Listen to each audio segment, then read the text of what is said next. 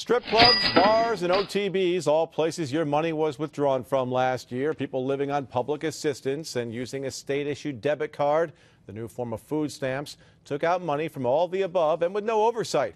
We've told you about this a number of times before, and through a Freedom of Information Act request, our Capitol correspondent Pat Bailey found each location in the Capital Region where the cards were used. He did all this because you paid for it.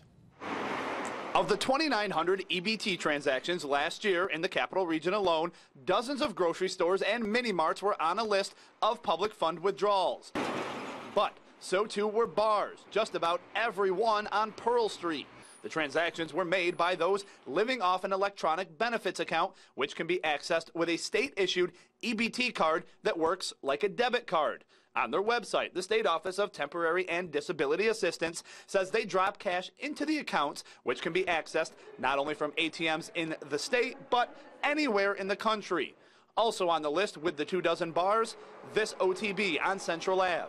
And if boozing and gambling weren't shocking enough, how about several transactions from the Shenanigans Gentlemen's Club in Schenectady? It's outrageous.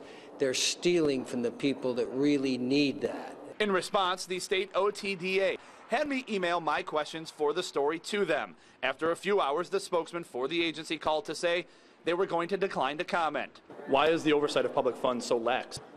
Well, of course, it's a tragedy.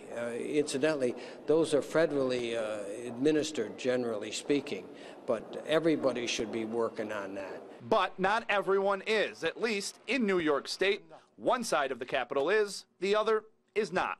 To address the issue, the New York State Senate passed this bill 2 years ago. It would prohibit the use of public funds in certain places like casinos, strip clubs, and bars. And it passed with bipartisan support. Just 3 senators voting against it. But when it got to the Assembly, it stalled in the Social Services Committee.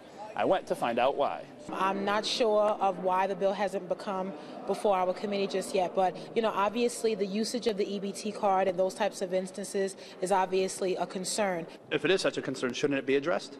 Absolutely, absolutely, because we want to make sure that these programs, these government assistance and subsidy programs, are really being used in the proper way in which they should be used. But the question is having the leadership have the courage to actually be willing to do that. And what's it say if they don't? I think this is an example of why New York State is in such trouble, because we saw California drive over the cliff. New York State is very close to that. There are only 5 weeks left in this year's legislative session, but this body has their own scandals they are dealing with, leaving little time to address the EBT issue.